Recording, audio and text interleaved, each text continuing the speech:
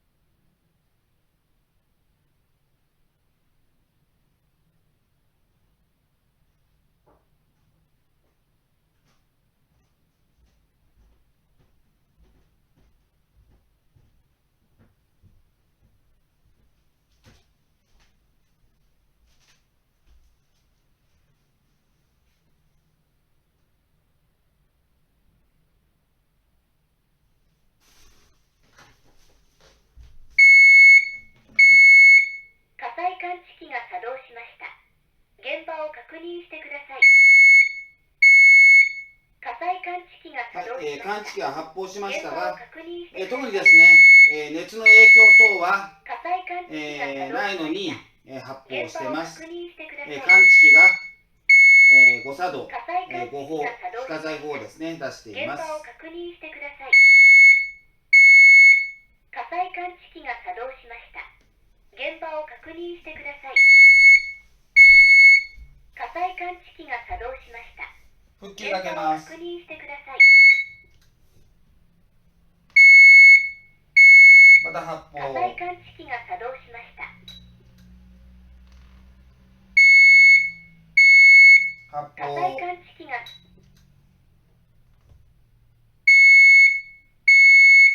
火災感知器が作動します。火災感知器が作動。今度は発報を繰り返しています。火災感知器が作動しました。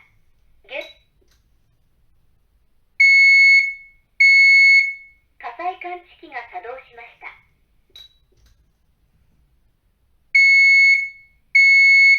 火災感知器が作動します。はい、復旧がかかりました。